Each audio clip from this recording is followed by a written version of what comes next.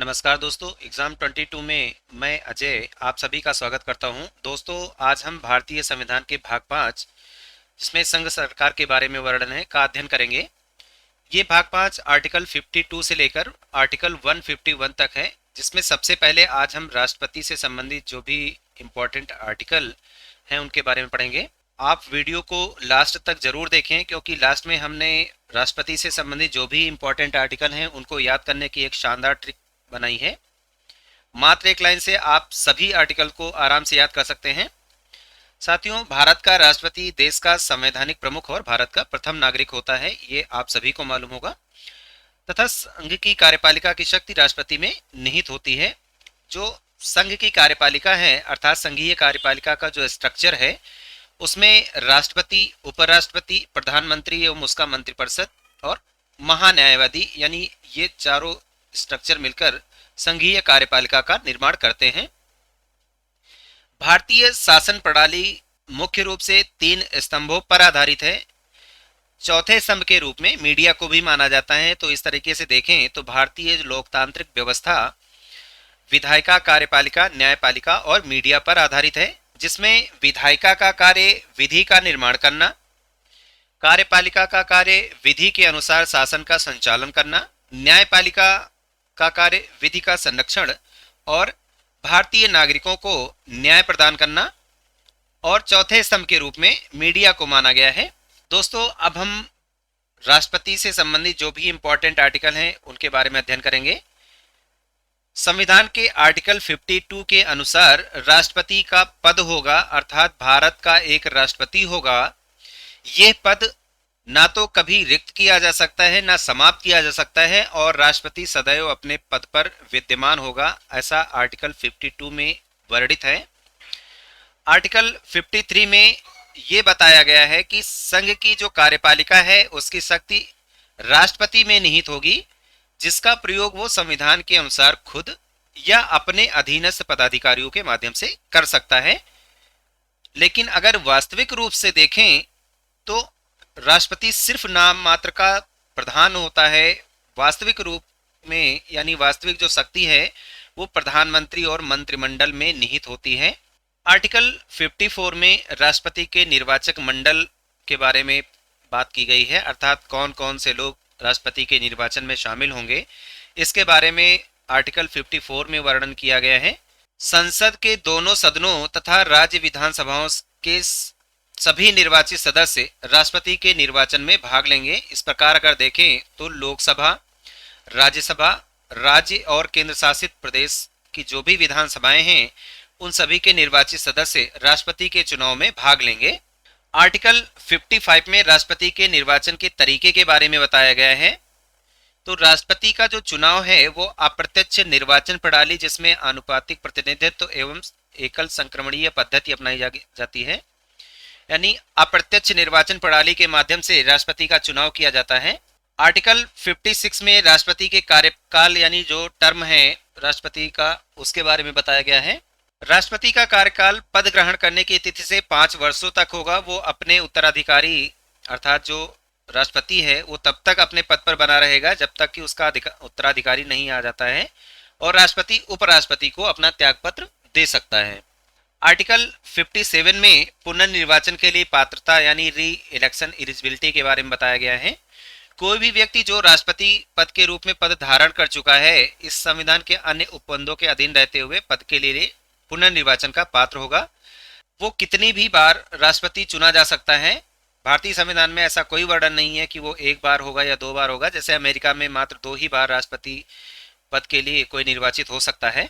Next article 51 जिसमें राष्ट्रपति पद की प्रमुख योग्यताएं यानी क्वालिफिकेशंस की बात की गई है, जिसमें राष्ट्रपति पद की जो योग्यताएं हैं उसमें भारत का नागरिक हो, उसकी आयु कम से कम 35 वर्ष पूरी हो चुकी हो, लोकसभा का सदस्य बनने योग्य हो, अर्थात वो लोकसभा की सदस्य निर्वाचित होने की योग्यता रखता हो, वो किसी भी लाभ के पद पर ना आसीन हो। लाभ का पद संसद द्वारा निर्धारित होता है। राष्ट्रपति, उपराष्ट्रपति, राज्यों के राज्यपाल और संघ तथा राज्यों के जो मंत्री पद हैं ये लाभ के पद नहीं कहलाते हैं, इन्हें लाभ का पद नहीं माना जाता है। आर्टिकल 59 में राष्ट्रपति पद की जो प्रमुख शर्तें हैं उनका वर्णन किया गया है। राष्ट्रपति संसद के किसी सदन का या किसी भी राज्य विधानमंडल के किसी सदन का सदस्य नहीं होगा। जब वो राष्ट्रपति निर्वाचित हो जाता है तो ये समझा जाएगा कि उसने सदन में अपना स्थान रिक्त कर दिया है। राष्ट्रपति और किसी लाभ के पद को धारण नहीं करेगा और आर्टिकल 59 में ही राष्ट्रपति के लिए निःशुल्क शासकीय निवास यानी राष्ट्रपति भवन, राष्ट्रपति उन सभी उपलब्धियों विशेषाधिकारों का हकदार होगा जो संसद द्वारा समय समय पर निश्चित किए जाएंगे। राष्ट्रपति के कार्यकाल के दौरान उसको प्राप्त होने वाले उपलब्धियों और भत्तों में कोई कटौती नहीं की जा सकती है। आर्टिकल 60 में राष्ट्रपति से संबंधित राष्ट्रपति के शपथ की बात की गई है। भारत के मुख्य न्यायाधीश द्वारा राष्ट्रपति को शपथ दिलाई जाती है। यदि न्यायाधीश नहीं होते तो ऐसी दशा में उच्चतम न्यायालय के जो वरिष्ठतम न्यायाधीश होते हैं उनके द्वारा इस कार्य को संपन्न किया जाता है। आर्टिकल 61 में राष्ट्रपति पर महाभियोग यानी इम्पीचमेंट की बात की गई है। राष्ट्रपति पर महाभियोग लगाया जा सकता है, इसके लिए विशेष बहुमत की आवश्यकता होती है, अर्थात संसद के लगभग 2/3 सदस्यों द्वारा प्रस्ताव पास करके राष्ट्रपति को उसके पद से हटाया जा सकता है। राष्ट्रपति पर जो महाभियोग है यह संसद द्वारा चलाई जाने वाली एक अर्धन्यायिक प्रक्रिया है। इंपॉर्टेंट फैक्ट है, ये अक्सर एग्जाम में पूछा जाता है। ये प्रक्रिया अर्थात महाभियोग की जो प्रक्रिया है, राष्ट्रपति पर महाभियोग की प्रक्रिया अमेरिका के संविधान से ली गई है और अब तक कोई ऐसा अवसर इंडिया में नहीं आया है जब राष्ट्रपति पर महाभियोग लगाया गया हो। नेक्स्ट आर्टिकल 62 जिसमें आकस्मिक रिक्ति को भरने के लिए व्यक्ति की पदावधि के बारे में बात किया गया है, यानी राष्ट्रपति के पद में रिक्त को भरने के लिए निर्वाचन करने का समय और आकस्मिक रिक्त को भरने के लिए निर्वाचित व्यक्ति की पदावधि के बारे में इस आर्टिकल में वर्णन किया गया है। अर्थात कार्यकाल समाप्त होने से पहले रिक्त को भरने के लिए निर्वाचन पूर्ण कर लिया जाएगा। अर्थात 62 में इस चीज का वर्णन किया गया है कि राष्ट्रपति का पद यानी उसका कार्यकाल समाप्त होने से पहले ही निर्वाचन की प्रक्रिया को पूर्ण कर लिया जाएगा। आर्टिकल 72 में राष्ट्रपति की क्षमादान शक्तियों का वर्णन है। राष्ट्रपति को क्षमादान की शक्ति प्रदान की गई है, अर्थात किसी अपराध के लिए दोषी ठहराए गए व्यक्ति के दंड को क्षमा कर सकता है, उसे रोक सकता है, उसमें विराम लगा सकता है या उसके दंड को कम कर सकता है। इसका वर्णन आर्टिकल 72 में किया गया है। आर्टिकल 73 संघ की कार्यपालिका की शक्ति का विस्तार इस आर्टिकल में किया गया है, यानी जिन विषयों से संबंध में संसद को विधि बनाने की शक्ति है। अब हम एक ट्रिक के माध्यम से आपको इन सभी आर्टिकल्स को याद करने की एक ट्रिक बताएंगे। पद शक्ति चुनाव दल रीति कार्यकाल का योग पुनः योग्यता शर्त शपथ लगता महाभियोग। आर्टिकल 52 में राष्ट्रपति के पद के बारे में बताया गया है। आर्टिकल 53 में कार्यपालिका की शक्ति राष्ट्रपति में निहित होगी ऐसा वर्णन किया गया है। आर्टिकल 54 में निर्वाचन मंडल की बात की गई है और आर्टिकल 55 में निर्वाचन रीति के बारे में बताया गया है, निर्वाचन के तरीके के बारे में बताया गया है और आर्टिकल 56 में राष्ट्रपति के कार्यकाल का वर्णन किया गया है। तो इस माध्यम से आप याद कर सकते हैं पुनः योग्यता शर्त शपथ लगता महाभियोग। आर्टिकल 57 में पुनः निर्वाचन हेतु पात्रता। आर्टिकल 58 में राष्ट्रपति पद के लिए योग्यता। आर्टिकल 59 में राष्ट्रपति पद की शर्तें और आर्टिकल 60 में राष्ट्रपति को शपथ दिलाने संबंधी प्रावधान और आर्टिकल 61 में उस पर महाभियोग चलाने की प्रक्रिया का वर्णन किया गया है। तो आप इस एक लाइन के माध्यम से राष्ट्रपति से संबंधित सभी आर्टिकल्स को याद कर सकते हैं। एक और छोटी सी शानदार सी ट्रिक है, अगर आपको ये कठिन लगती है तो इसके माध्यम से पढ़ सकते हैं। पका चुनार का पुनः योग शर्त शपथ तब महाभियोग। पका मतलब पा से पद यानी राष्ट्रपति का पद, कार्यपालिका की शक्ति, पका से हो गया पद और कार्यपालिका की शक्ति, चुनार से चुनाव दल यानी निर्वाचन मंडल और चुनाव रीति, का से कार्यकाल और पुनः से पुनः निर्वाचन हेतु पात्रता, योग का मतलब योग्यता। तो इस एक लाइन के माध्यम से पका चुनार का पुनः योग शर्त शपथ तब महाभियोग। अगला 59 जिसमें राष्ट्रपति के शर्त और 60 में आर्टिकल 60 में राष्ट्रपति से संबंधित शपथ और आर्टिकल 61 में महाभियोग की बात की गई है। तो आप इन शानदार ट्रिक के माध्यम से राष्ट्रपति से संबंधित सभी आर्टिकल्स को याद कर सकते हैं। राष्ट्रपति के वेतन एवं भत्ते। राष्ट्रपति का वेतन और भत्ता पेंशन संशोधन अधिनियम 2008 के अनुसार 1.5 लाख रुपए निर्धारित था। वर्तमान में राष्ट्रपति का वेतन 5 लाख रुपए पर मंथ है। राष्ट्रपति का वेतन भत्ता भारत की संचित निधि यानी कंसोलिडेटेड फंड ऑफ इंडिया से दिया जाता है। राष्ट्रपति के द्वारा प्राप्त वेतन पर कोई भी आयकर नहीं देना होता है, अर्थात इनकम टैक्स के दायरे से बाहर होता है। राष्ट्रपति पर जो अभी हमने आर्टिकल 61 में राष्ट्रपति पर महाभियोग के बारे में अध्ययन किया था, उसके लगाए जाने संबंधी जो स्टेप हैं उसके मुख्य रूप से 3 चरण हैं। सबसे पहले महाभियोग आरोप का प्रारंभ नोटिस और प्रस्ताव पारित होने के लिए जो बहुमत है उसमें राष्ट्रपति की उपस्थिति, ये 3 चरणों में पूरी की जाती है। तो सबसे पहले प्रारंभ अर्थात महाभियोग का प्रारंभ किसी भी सदन में किया जा सकता है, लोकसभा या राज्यसभा में से कहीं भी प्रस्तुत हो सकता है, बशर्ते उस सदन के लगभग 1/4 सदस्यों के हस्ताक्षर होने अनिवार्य हैं। राष्ट्रपति पर महाभियोग लगाने से पहले उसको 14 दिन पहले सूचना देना अनिवार्य है और प्रस्ताव जब भी पारित किया जाएगा अर्थात दोनों सदनों में 2/3 बहुमत से ये प्रस्ताव पारित हो रहा अनिवार्य है और उस प्रस्ताव के टाइम पर राष्ट्रपति उपस्थित रह सकता है, उसे ये अधिकार है कि इस प्रस्तावना में वो शामिल रहे, पर वो मतदान नहीं करता है। और भारत में ऐसा कोई अवसर नहीं आया है जब राष्ट्रपति पर महाभियोग लगाया गया हो। तो ये हम आपकी जानकारी के लिए इन फैक्ट को इंक्लूड किए हैं। अब हम भारतीय राष्ट्रपति द्वारा नियुक्त जो प्रमुख अधिकारी हैं उनके बारे में देखेंगे कि भारत का राष्ट्रपति कौन कौन से अधिकारियों की नियुक्ति करता है। तो संघ के प्रधानमंत्री और प्रधानमंत्री की सलाह पर जो मंत्रिपरिषद के जो भी मंत्रीगण हैं उनकी नियुक्ति राष्ट्रपति द्वारा की जाती है। राज्यों के राज्यपाल की नियुक्ति राष्ट्रपति द्वारा। उच्चतम न्यायालय और उच्च न्यायालय के न्यायाधीश, भारत के महान्यायवादी, भारत के नियंत्रक एवं महालेखा परीक्षक, संघ लोक सेवा आयोग के अध्यक्ष और सदस्य, इसी तरीके से निर्वाचन आयुक्त अर्थात मुख्य निर्वाचन आयुक्त और अन्य निर्वाचन आयुक्त की नियुक्ति राष्ट्रपति द्वारा की जाती है। राष्ट्रीय मानवाधिकार आयोग के अध्यक्ष और सदस्य समिति की अनुशंसा के आधार पर। अनुसूचित जाति जनजाति आयोग के अध्यक्ष और सदस्य की नियुक्ति राष्ट्रपति द्वारा। संघ एवं राज्य क्षेत्रों के राज्यपाल और प्रशासक की नियुक्ति राष्ट्रपति द्वारा की जाती है। वित्त आयोग की नियुक्ति राष्ट्रपति द्वारा। राजभाषा आयोग आदि की नियुक्ति राष्ट्रपति द्वारा की जाती है। और राष्ट्रपति के प्रसाद पद धारण करने वाले अधिकारी अर्थात इनका कोई कार्यकाल निश्चित नहीं है। तो संघ के मंत्री, राज्यों के राज्यपाल और भारत का महान्यायवादी, इनका कोई कार्यकाल नहीं है, इनकी नियुक्ति राष्ट्रपति द्वारा की जाती है।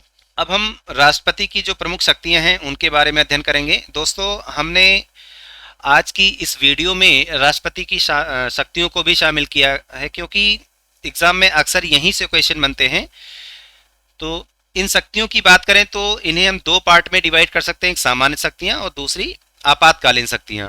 सामान्य शक्तियों को भी हम कई पार्ट में डिवाइड कर सकते हैं, जिसमें कार्यपालिका की शक्ति, विधायी शक्ति, न्यायिक शक्ति, वित्तीय और राजनीतिक एवं सैन्य संबंधी शक्तियां राष्ट्रपति की सामान्य शक्तियों के अंतर्गत आती है। तो सबसे पहले कार्यपालिका की जो शक्ति है उनके बारे में समझेंगे।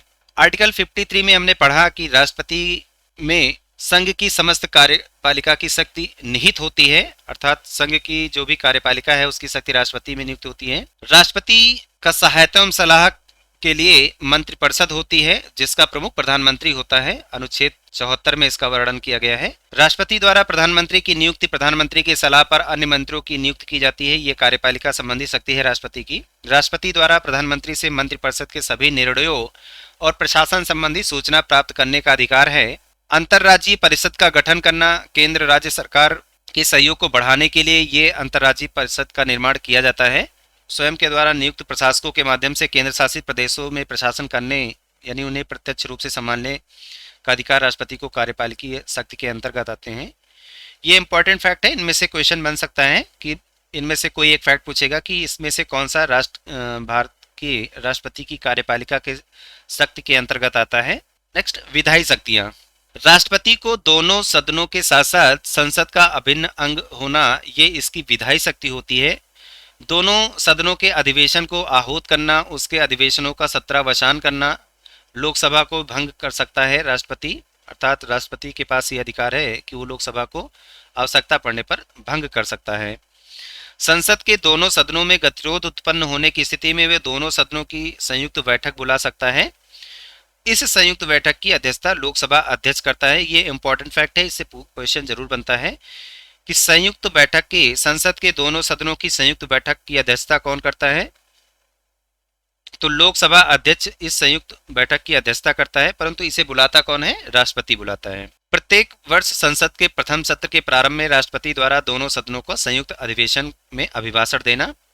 राष्ट्रपति की स्वीकृति के बिना कोई भी विधेयक कानून नहीं बन सकता। इंपॉर्टेंट फैक्ट है, ये सबसे प्रमुख विधायी शक्ति है राष्ट्रपति की कि उसकी स्वीकृति के बिना कोई भी विधेयक कानून नहीं बन सकता, अर्थात प्रत्येक विधेयक पर उसके हस्ताक्षर होने अनिवार्य हैं।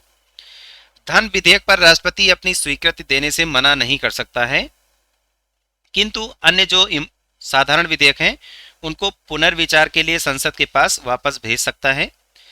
यदि संसद द्वारा दोबारा उसे बहुमत से पास कर दिया जाता है तो दोबारा उसे राष्ट्रपति मना नहीं कर सकता, उसे वापस नहीं कर सकता है, अपनी स्वीकृति देने से उसे रोक नहीं सकता है। राष्ट्रपति की कुछ वीटो शक्तियां हैं। भारतीय संविधान द्वारा राष्ट्रपति को स्पष्टता वीटो शक्तियां नहीं प्रदान की गई हैं, किंतु संवैधानिक परंपरा के अनुसार राष्ट्रपति को 3 प्रकार की वीटो शक्तियां प्राप्त हैं। नंबर 1, आत्यांतिक वीटो, अर्थात इस वीटो के अंतर्गत राष्ट्रपति द्वारा संसद द्वारा पारित किसी भी विधेयक को अपनी राय, किसी भी विधेयक पर अपनी राय सुरक्षित रख सकता है और इस कारण वो विधेयक समाप्त हो जाता है, अर्थात वो इस वीटो पावर के तहत किसी भी विधेयक पर अपनी राय को रोक सकता है, अपने पास सुरक्षित रख सकता है।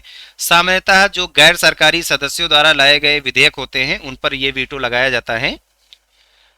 दूसरा वीटो निलंबनकारी वीटो है। निलंबनकारी वीटो के अंतर्गत राष्ट्रपति को भेजा गया कोई भी विधेयक, संविधान संशोधन और धन विधेयक को छोड़कर राष्ट्रपति द्वारा पुनर्विचार के लिए वापस भेजा जाना, ये इस वीटो पावर के तहत राष्ट्रपति को अधिकार है।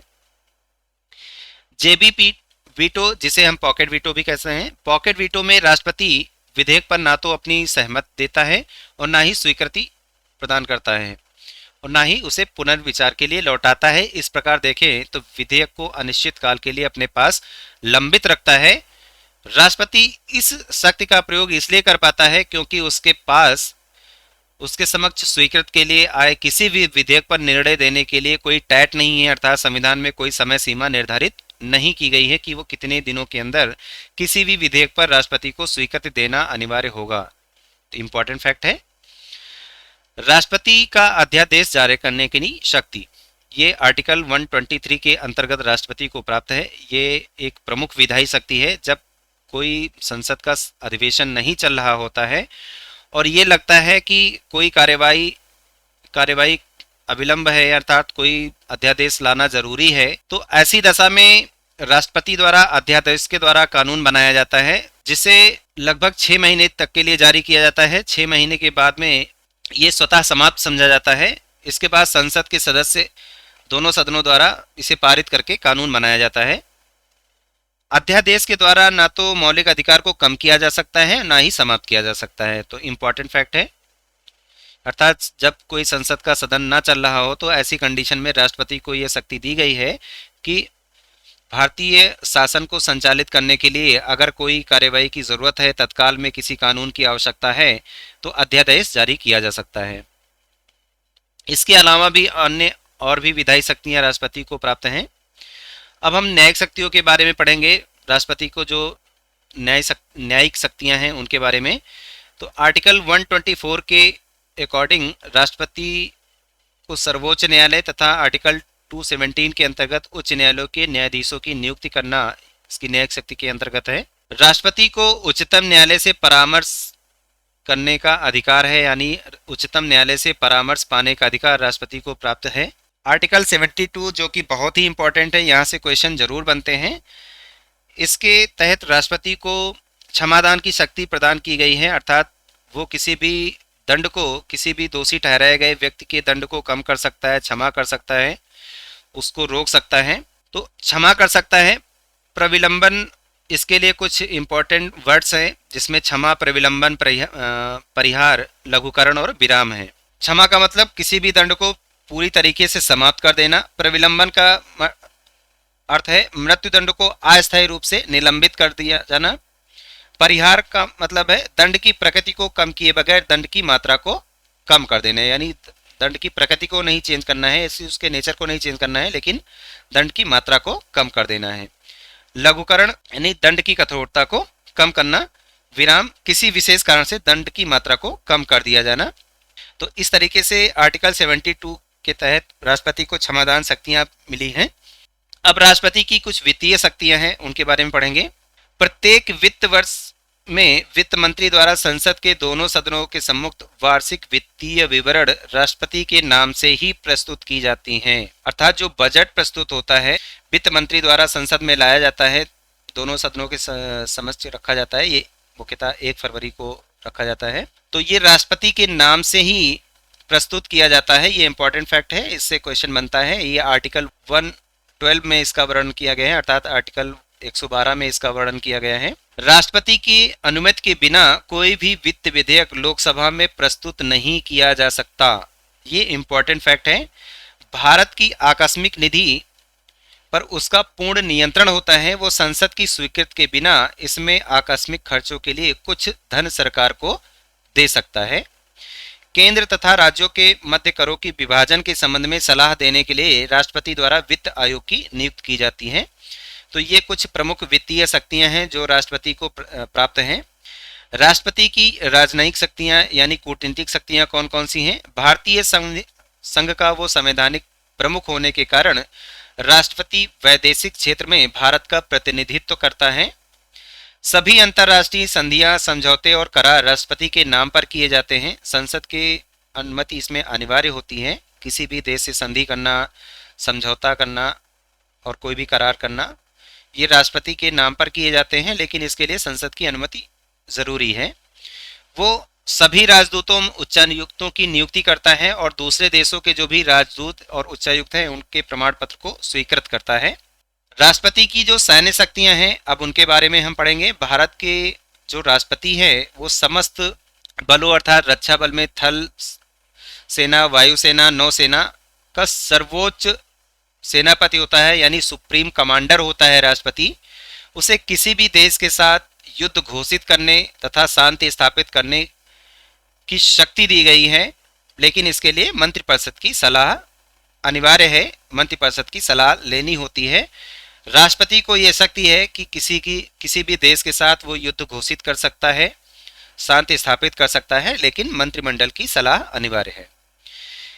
तीनों सेनाओं के अध्यक्षों की नियुक्ति राष्ट्रपति द्वारा की जाती है, यानी रक्षा बलों की सर्वोच्च कमान उसमें निहित होती है। ये आर्टिकल 53 के 2 में वर्णन है इसका। राष्ट्रपति की अन्य शक्तियां, कार्यपालिका शक्ति के प्रधान के नाते संविधान ने राष्ट्रपति में कुछ शक्तियां निहित की हैं, जिसके अंतर्गत वो राष्ट्रपति वित्त आयोग, फाइनेंस कमीशन, नियंत्रक महालेखा परीक्षक यानी कैग, राजभाषा आयोग यानी लैंग्वेज कमीशन, संघ लोक सेवा आयोग यानी यूपीएससी, चुनाव आयोग अर्थात इलेक्शन कमीशन और अनुसूचित जाति जनजाति आयोग से के प्रतिवेदन को संसद के सामने प्रस्तुत कर सकता है। संघ राज्य क्षेत्रों का प्रशासन राष्ट्रपति के अधीन ही चलाया जाता है, यानी जो भी यूनियन टेरिटरीज हैं उनका प्रशासन संचालन राष्ट्रपति के अधीन ही चलाया जाता है। तो उन क्षेत्रों में प्रशासन से संबंधित जो भी नियम हैं उन नियम को बनाने की शक्ति राष्ट्रपति के पास है। राष्ट्रपति की आपातकालीन शक्तियां, आपात स्थिति के संबंध में 3 प्रकार की परिस्थितियों का उल्लेख किया गया है: राष्ट्रीय आपात, राष्ट्रपति शासन और वित्तीय आपात, जिसमें सबसे पहले राष्ट्रीय आपात यानी नेशनल इमरजेंसी। अनुच्छेद 352 के तहत राष्ट्रपति को राष्ट्रीय आपात घोषित करने का अधिकार प्राप्त है।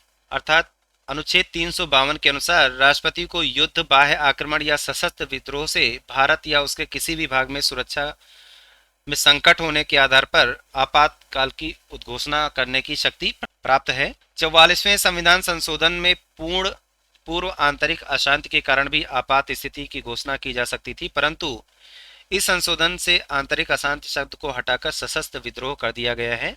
अब तक भारत में 3 बार राष्ट्रीय आपात की घोषणा की गई है। पहला 1962 में भारत चीन युद्ध के समय, दूसरा 1971 में भारत पाकिस्तान युद्ध के समय और तीसरा 1975 में कांग्रेस द्वारा आंतरिक अशांति के आधार पर। अनुच्छेद 356 राष्ट्रपति शासन इंपॉर्टेंट है, यहाँ से क्वेश्चन जरूर बनता है। अनुच्छेद 356 के अंतर्गत राष्ट्रपति को शक्ति है कि किसी भी राज्य के राज्यपाल के प्रतिवेदन के आधार पर उसे ये मालूम हो जाए कि राज्य में संवैधानिक तंत्र विफल हो गया है, तो वो उस राज्य में राष्ट्रपति शासन की उद्घोषणा कर सकता है। इस उद्घोषणा का अनुमोदन संसद द्वारा 2 माह के अंदर आवश्यक हो जाता है, यानी संसद की स्वीकृति के पश्चात राष्ट्रपति शासन 6 माह तक के लिए प्रभावी रह सकता है। अनुच्छेद 360 के द्वारा राष्ट्रपति को वित्तीय आपात के घोषणा करने की शक्ति प्रदान की गई है यदि राष्ट्रपति को ये प्रतीत होता है कि ऐसी परिस्थितियां उत्पन्न हो रही हैं जिससे संघ या राज्य क्षेत्र में किसी भी भाग में वित्तीय स्थायित्व या साख संकट में है तो वह वित्तीय आपात की उद्घोषणा कर सकता है। वित्तीय आपात उद्घोषणा को भी संसद द्वारा अनुमोदित कराना अनिवार्य है और अब तक कोई ऐसी स्थिति नहीं आई है जिसमें वित्तीय आपात की उद्घोषणा की गई हो। दोस्तों, अब हम भारत के अब तक के जितने भी राष्ट्रपति रहे हैं उनके बारे में अध्ययन करेंगे। इनके कार्यकाल को तो हम नहीं पढ़ेंगे, लेकिन इनसे संबंधित जो प्रमुख फैक्ट हैं उनके बारे में जरूर जानेंगे। तो सबसे पहले राष्ट्रपति डॉक्टर राजेंद्र प्रसाद जी थे। ये 26 जनवरी 1950 से लेकर 13 मई 1962 तक राष्ट्रपति के रूप में थे। ये भारत के प्रथम राष्ट्रपति और संविधान सभा के अध्यक्ष थे। दूसरे व्यक्ति डॉक्टर सर्वपल्ली राधाकृष्णन जी, जो कि इससे पहले वो भारत के प्रथम उपराष्ट्रपति थे। तीसरे डॉक्टर जाकिर हुसैन जी राष्ट्रपति थे। कार्यकाल के दौरान ही इनकी मृत्यु हो गई थी, ये फैक्ट पूछा जा सकता है।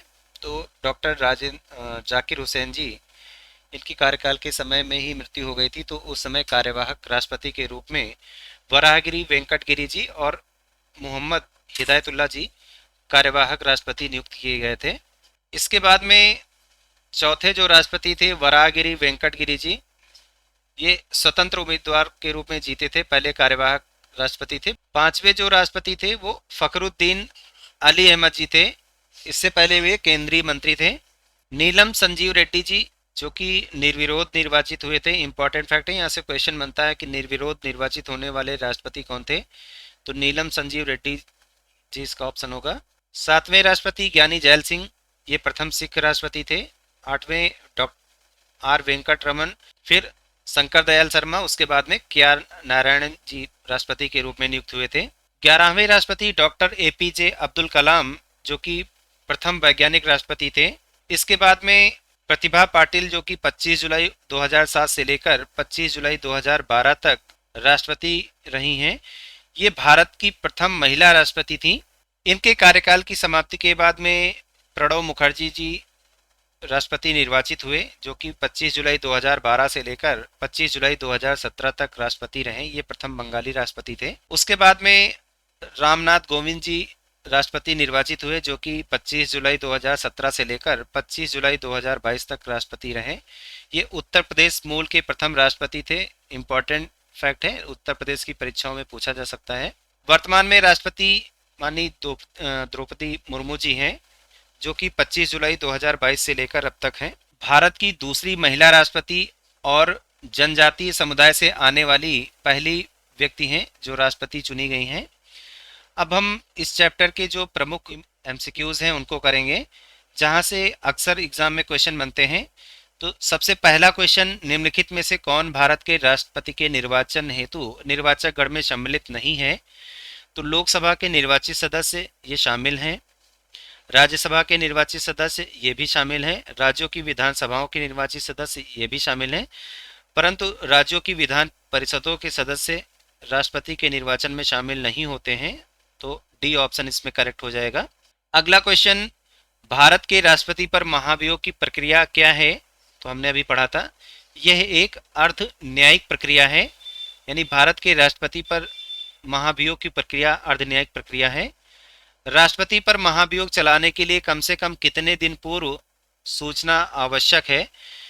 तो राष्ट्रपति पर महाभियोग चलाने से कम 14 दिन पहले राष्ट्रपति को नोटिस देना अनिवार्य है। तो बी ऑप्शन करेक्ट हो जाएगा।